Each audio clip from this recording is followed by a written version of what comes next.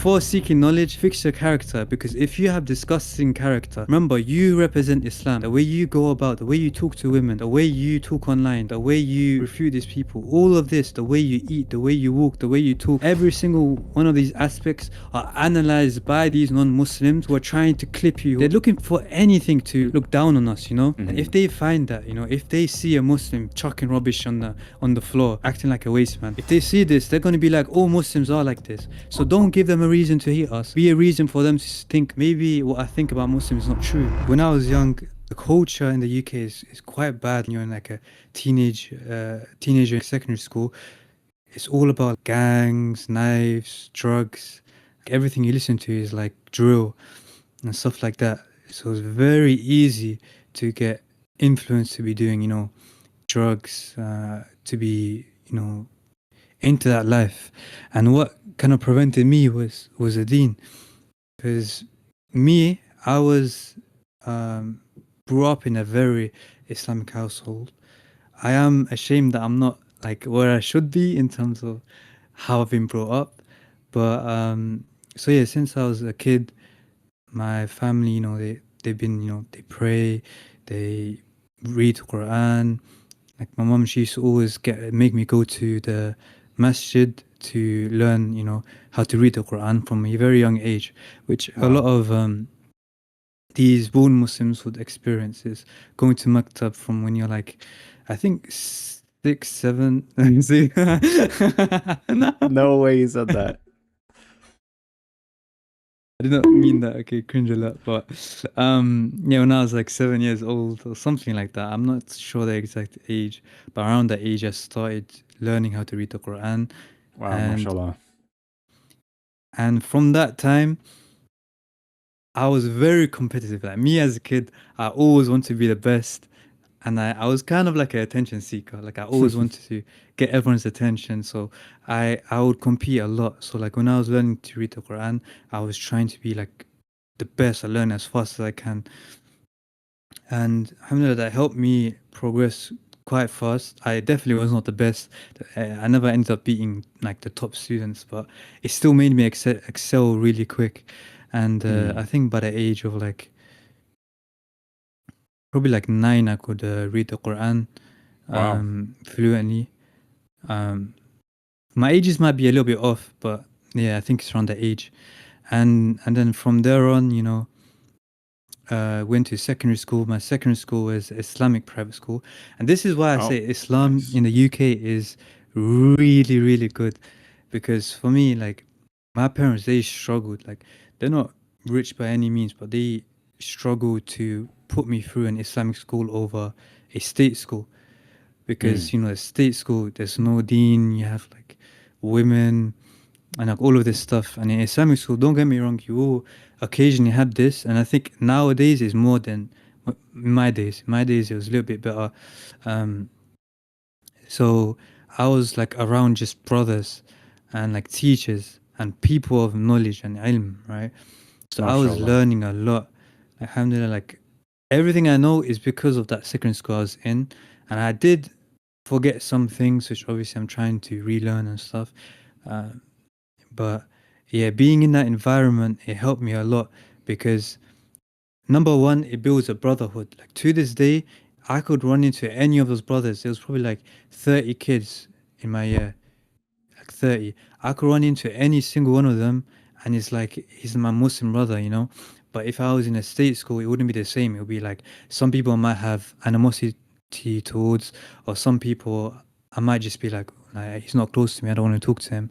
But because I was around this environment, I built this brotherhood and I built this connection, even with the people that I beefed with when I was a teenager. Like I beefed like, terribly with some people. Like, I had some terrible fights, but that same brother, I could see him today, and he's like a Muslim brother. Wow. Um, so it's like it's literally like brothers, and the teachers, they're like more like a father figure, um, which I really appreciated, because even now when I'm struggling, I can message them or even meet them in person, and they'll actually listen to me. They'll try and help me, and I don't know, being in this sort of environment, it really really helps for those that take advantage of it. Obviously, if you don't, then it is nothing. You can still go the same path as someone in a state school or anywhere else. Um, so yes, I'll say it built my character and it built my love for the Muslim brothers being in Mm. that environment. And the UK or London in specific, we have a lot of these Islamic schools that build that around the students, build that around the kids. And I think that's really good for them. And don't get me wrong, there is still bad apples and people that, try and like poison the other kids, with like other fitna, whether it be girls, smoking vapes, all of this stuff. You will always have that. But I think the fact that you have the opportunity to study the deen, to have like people of knowledge around you, I think that it does something. Because I built that kind of Islamic boundaries when I was there. Like I never spoke to any girls. I never did any drugs, and I never did any of this stuff. So when I went to college, you know, I'll be honest, it was hard because imagine being just around boys and you go to college and then you're introduced to like girls for the first time. Oh, it was like a Like an public college. Like there's free mixing and like boys and girls in the yeah, same. yeah, Okay, I see. Yeah, yeah. So you can imagine like the fitna is very strong for someone that comes from like an Islamic school. Um, it's like walking but into Shaitan's basement. yeah, exactly. And for a lot of brothers, bro, they would get excited and they might go completely left, come the complete opposite direction just because of how excited they are. Um, but yeah, for me, like the first year, bro, I had my gaze lowered. I didn't like people thought I was strange because some like girls would come up to me and say, "Why aren't you looking when I'm talking to you?" And like not in a rude way, just like curious way. And I was like, I don't know.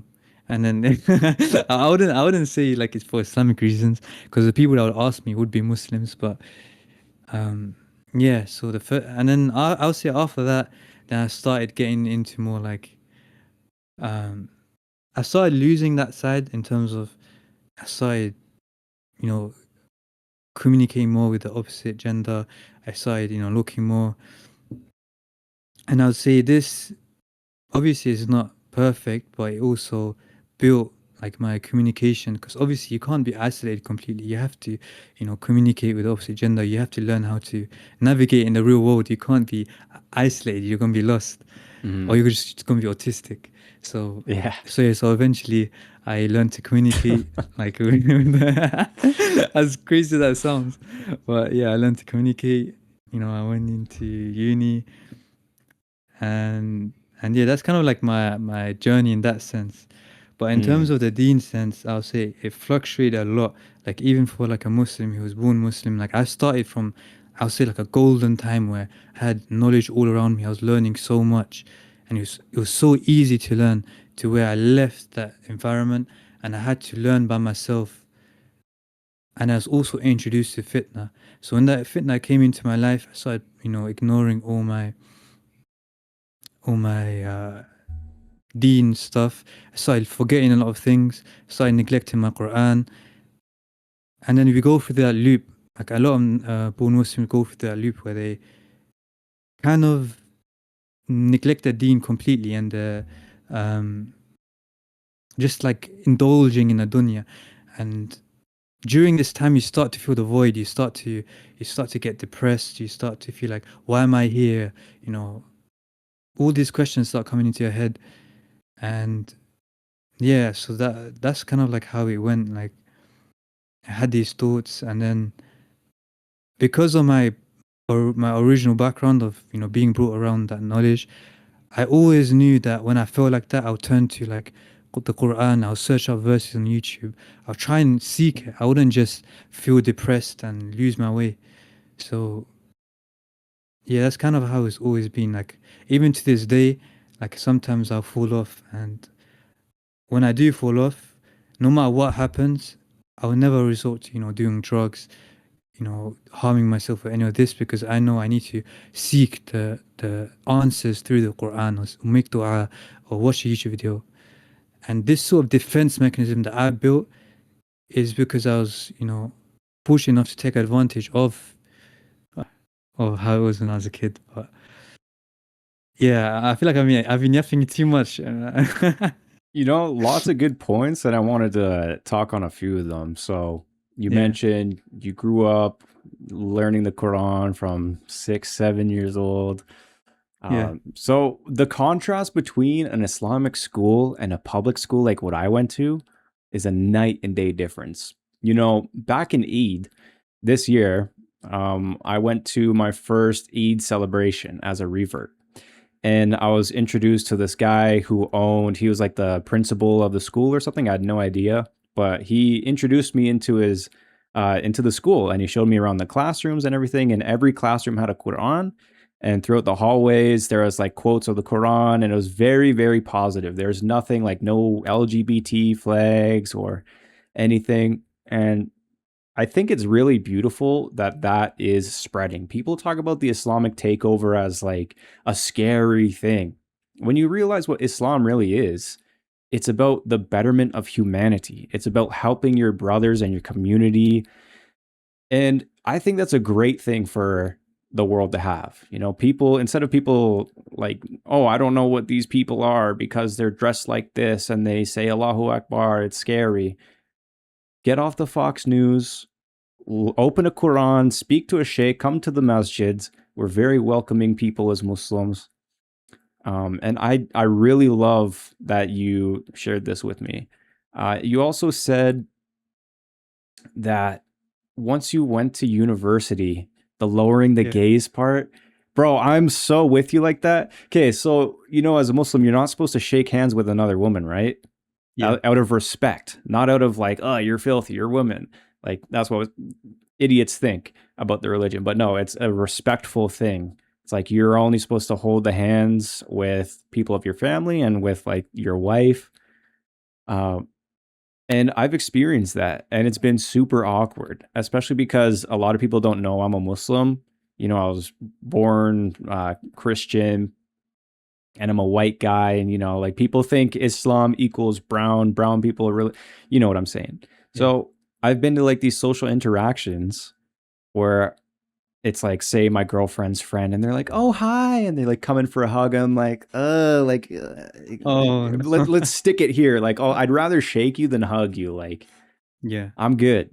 And even still, like that's like a difficult thing. Like, I'm trying to be respectful. But in the West, people don't see it like that. It's very bizarre. They're like, "Oh, he didn't want to shake my hand." Like, Mm, and I feel like it's even more like when you're saying, "Oh, I'm not shaking your hand because I'm a Muslim," then it's like, "Oh, well, what does that mean?" It's like there's so much to just unpack there. It's just, yeah, it's difficult sometimes, you know. Um, I was gonna say something else. but I'll tell you something. So, I uh, remembered. that's actually happened to me quite a lot in college. Like the teacher should put out her hand and try and handshake me, and then fortunately, because there are a lot of Muslims, when I refuse. By the way, this is a tip. This is how I always get away with like not anyone getting offended. I put my hand to my chest and I be like, I I just do nod that my head. too. Yeah, yeah, yeah. Yeah, Hand on the chest yeah, and like a little bow sometimes, you know. yeah.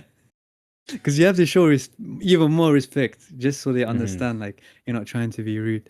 So yeah, that's kind of like what the way I went about it. And just to go back to your question, I feel like I didn't answer it exactly how I should have.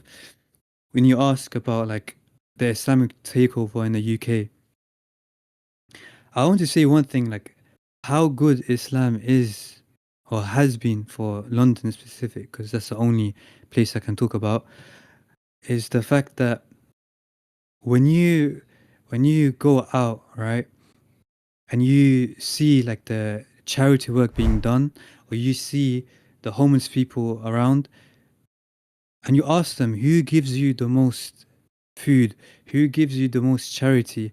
If you look at all the charity organizations, which ones are the most legit and are actually doing things for the community, it's always been the Muslims who have overrepresented by like a significant amount compared to any other religion, or even a background. Yeah, you know what's interesting is you mentioned that disproportionately Muslims are the ones who are giving to the homeless people the most, right? Yeah. I've also seen so many videos on YouTube of social experiments, people going to a mosque and going to a church and pretending like they're a homeless person and they're asking for food or shelter. This guy was doing this in Nigeria, I believe, and there's a mix of Christians and Muslims there. It's about 50-50. Maybe I'm wrong on that stat. But anyways, this guy's going, he goes to the church first, and they're like, "Get out of here, you are dirty," in their Nigerian accent. uh, and then he goes to the Oh, that's masjid, horrible. and it's not like it's like a race thing either. Like these are all black Nigerian people, right? And then so he goes to the mosque and he's like, "I'm hungry. Like, can you give me food, shelter?" And they're like, "Yes, please come in." Like, even though he's dirty, it looks exactly the same like when he was at the church. They're accepting. They bring him in. They give him food. They leave him with more than he ever asked for. Here's clothes. Here's food. Here's water. Take, take, take. It's yours. You are our brother. Even though he wasn't saying he was a Muslim, it's a humanity thing. And so I don't think it should be like us putting down the Christians. Like, we are setting the example of what a good human being should be doing. And so, like, that should be inspiring to anybody watching this. If you're a Christian or atheist or agnostic, whatever, this is a humanity thing. Islam teaches us to be kind to other humans.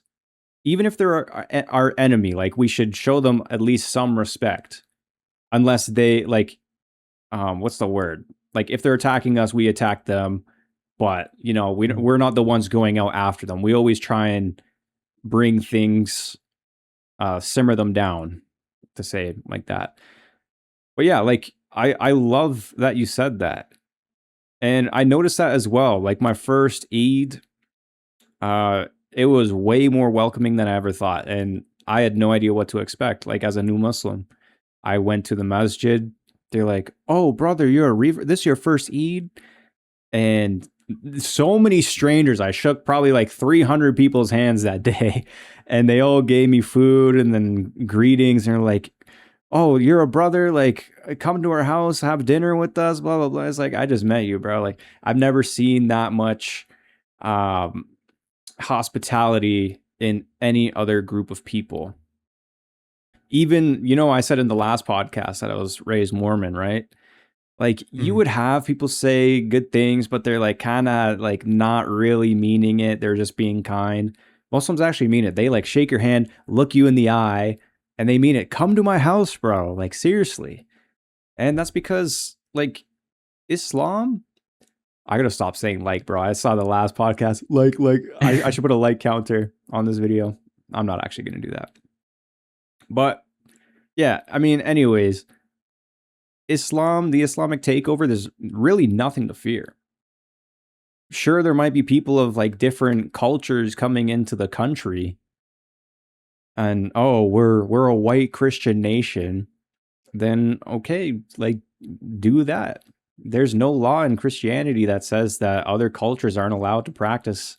Like, as long as the Muslims are following the law of the region that they're in, then it should be fine. I don't see any problem. Muslims don't cause any sort of corruption at all. It's a misconception. It's a miscomprehension. I wanted to ask you a little bit more about your upbringing. So you told me school, 6, 7, then you went to university, Mm. and then you mentioned that you were in a golden age of information where you're getting info everywhere. That's sort of how I've been feeling in the last like 1 to 2, 3 years as a revert. And a lot of that is from the Discord that we're having this call in, the TOA Discord. And because there's so many other brothers in there always sharing TikToks or just sharing like verses of the Quran or whatever, there's so much in there. It's like a pool of information, an ocean of information. And I love that. I love people who are eager for knowledge. Like, for example, Javier. Is that how you say his name? Mhm. I call him Javi in my mind. Javi. Yeah. He might Javier. be watching this. What's Yeah. up, bro? He's very knowledgeable, mashallah, and he's a revert as well. Oh, Tariq. And seeing his Mm. journey and what he's sharing, it literally softens my heart so much. Like seeing some of the stuff you guys are sharing, some I'll be real, it brings tears to my eyes some days because there's nothing more wholesome than devoting yourself to God, being on the truth, and helping humanity, and being selfless in a sense. I found personally Islam dissolved my ego a lot, right? It changed my priorities. Am I going to do this to get this nice car so I can look cool and post pictures on Instagram and be that guy? It's like, that doesn't matter, bro. We're all going to die at some point. You need to understand who your creator is, where we're going, what this whole thing of life is. And when you start to realize that and you find the truth, your priorities shift a lot for the better. You become an even better person than you were before. So, I was going to ask you, have you experienced like any hate in person? I think you mentioned there's like one time you're like near a masjid or something. Um, Um, I've experienced hate. hate. So I'll say hate where I'm from is very difficult for someone to bestow upon us because where I'm from is mainly just like a huge population of like, South Asians, Somalians, some Moroccans. It's a huge population of Muslims, probably like 40%, um, maybe more. I haven't checked the statistics, but it is really difficult for someone to hate on you because usually you have people around you who would be there to defend you. However, this isn't my experience, but someone else recently, a Niqabi sister, I don't know if you've seen, she's actually from London. And she was on the bus, and a white man, he inappropriately said things to her, and I'm not sure if he did like try and touch or anything, but let's just stick with he said a lot of inappropriate stuff, and he was saying to take off the niqab, this and that. Um, and things like this does happen. So it definitely does happen. For me personally, I haven't, from a memory, I haven't experienced like that sort of hate. Because if they did do any sort of hate, you know, I'm on timing, man. You're I'll on be there to defend timing. myself. Yes, I'm a young guy. I'm not gonna let someone just like talk smack like that to me. Um, because they know they don't do it to any young guys. They would always attack women, older men or older women. That's the three types of people Hmm. they'll attack. It's never young guys.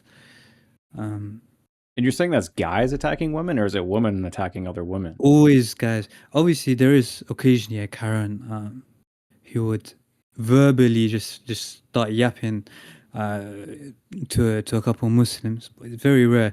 In fact, what you see on X when it comes to Tommy Robinson and all these sort of guys is not big here. It is not big at all. It's just that on social media they have loud voices. But over Mm. here, that's not. We don't believe in that. Majority don't believe in that. It's only the minority of the far right that live here. They're the only ones that would say that sort of stuff or believe it. If there's that much of a big voice of anti-Islam, what do you think is the solution for pushing back against that? Or should we even push back against that? Because if you guys don't push back against that, like I don't know if you've seen on X, maybe it's inflated hate, but those Tommy Robinson like rallies, whatever you want to call them, Mm, the ripple effect from those online is causing so much division. People actually watch these clips and think that there's this big division against the whites and the Muslims, and it's like, oh, we got to kick them out. Even my own family members, they're like, oh, Muslims in the UK are bad. Blah, blah. It's like, where do you get this information from? Tommy Robinson, probably some news article. It's like, bro, And you're saying firsthand that this is just like blown out of proportion. It's just big voices online. Do you think that doing maybe like podcasts like this, or like maybe even like public interviews, more dawa needs to be done? Like, what do you think is the solution for this? Because these people like Tommy Robinson, if you look at like who he's working for, who's pulling the strings above him, these are evil people. They have a big agenda against Islam. And like maybe that's just part of the big grand script. But I feel like there is always a solution to whatever problems. So what do you think about that? What do you think are some solutions? Or Okay, you asked a very good question because I think there's a lot of factors here. Number one, what I've seen is the Muslims who do have voices on the internet, at least from the UK, they've not been doing the best job in articulating the message. Now, I could name a couple, I'm not going to name them, but from the top of my head, there's a couple big Muslim, uh, you know, uh, Dawah bros from London who have a terrible way to articulate themselves. And because of this, the same people, Tommy Robinson, all these people, they clip certain parts and make them look seen bad. those, yeah. And then those sort of clips, they not only make them look bad, but they make us look bad in as a whole. And then the second thing is, this is the unfortunate thing about, I'll speak about X in particular. X is owned by Elon Musk, who is, with this whole far right, anti Muslim, anti immigrant, anti foreigner sort of trend. And from what I've seen, you know, it seems completely manipulated. Like the algorithm looks completely manipulated to the extent where I don't want to see a lot of this stuff, but it comes up anyways. And I feel like everyone is seeing all this stuff from Tommy Robinson and all these far right people more than they should, because in reality they are the minority, and there's a lot of people that speak out against them that aren't hitting the algorithm, that aren't getting into people's feeds. And it begs the question, how do we fight against this when we're using these platforms? And I think the best thing we could do is have in the future, have a platform where it's not owned by these people, is whether it's open source, I don't know, but regardless, it can't be owned by these people that are manipulating the algorithm, because no matter what we do, no matter how much we try, they're the ones that try and control what actually gets put forward, what gets put on people's feeds. And as Netanyahu said, the biggest war right now is a war on social media. It's not any. It's not the war in Sudan or something like this. This is the biggest war. The reason being, what goes on social media is what's going to afflict and you know change people's opinions on what's going around in the world. For example, Palestine. They saw, before everything started to go on TikTok and X, before all this Palestinian stuff went on, when I was a kid, I used to say free Palestine. I used to, tell people next to me, Palestine is going through this. The Muslims, they will know about it, but they'll be like, oh yeah, it's very sad. And that's the end of it, there's nothing, barely anything. The protests weren't ever that big, if there were any protests.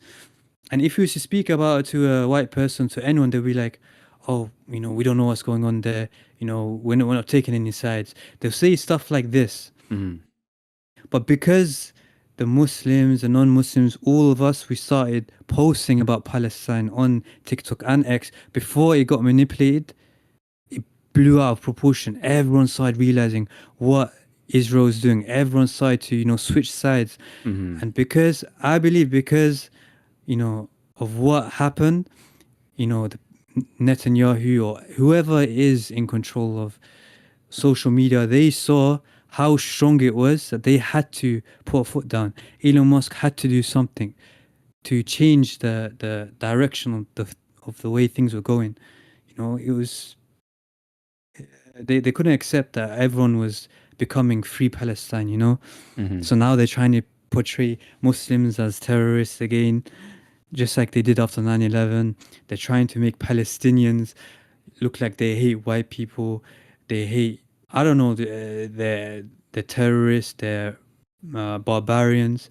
Even though if you went there yourself, you see how sweet they are and how they don't care about anything apart from like surviving and just living their lives and worshiping the Lord. That's all they want, is to freely worship the Lord without the fear of losing their parents, losing their limbs, losing their brothers. You know, in fact, majority of people that pass away are kids. Yeah, as sad it is, Wow. it's like, but yeah, the best thing we could do is eventually, you know, us come together and actually create a platform that's not owned by these people. You know, we have to start climbing up the ranks, not be Hmm. users. We have to be creators. We have to Yeah. take action. You know, so that's what I think the second thing is, and the third thing is seek knowledge. Seek knowledge being because whenever these people try and catch you out, they'll try and meet you on the street and put a mic in your mouth and say, "Oh, is it true this and that? Is it true that you want to kill a Christian or Jew on the street?" And then they pull out the verse. So many Muslims don't know exactly how to refute this. They don't know the deen that well, you know. And as sad as it is to say, we are weak in that sense because if we were strong in our deen, we wouldn't be where we are today. We'll definitely be more united. We'll definitely be, you know, more knowledgeable in what we're doing. We wouldn't be degenerates consuming doom scrolling and all this stuff. Hmm. So I definitely think seeking knowledge, like do your part, seek knowledge to whatever you can, to whatever extent you can. Whether it be watch a couple YouTube videos a day, whether it's reading a book, whether it's going to the masajid, whatever you can, seek knowledge because that's one of the most encouraged things in our deen. I don't know if it's how strong, like how close it is to Fard or how big of an obligation it is, but scholars say that we have to seek knowledge. If we don't, we're going to be accountable for that in the hereafter. Allah is going to ask us, why did we not seek knowledge when He gave us the means to attain that knowledge? Hmm. So that would be the third thing. And the final last thing I'll say is fix your character. You know, before seeking knowledge, fix your character because if you have disgusting character, remember you represent Islam. The way you go about, the way you talk to women, the way you talk online, the way you refute these people, all of this, the way you eat, the way you walk, the way you talk, every single one of these aspects are analyzed by these non-Muslims who are trying to clip you, who are trying to get these small characteristics of you just to judge you. They're looking for anything to look down on us, you know. And if Hmm. they find that, you know, if they see a Muslim chucking rubbish on the floor, you know, acting like a waste man, if they see this, they're going to be like, all Muslims are like this. So don't give them a reason to hate us. Be a reason for them to think maybe what I think about Muslims is not true. And honestly, I think it overtakes all the other things I've said before. I think this is number one. Fix your character first before you try anything. That's what I think is the best ways to counter these sort of people. Yeah, beautifully put. I think that's the best thing, man. It's a war of information. It's been Mm, going on for quite some time now. But if you look for the right sources, you'll find the truth clear as day.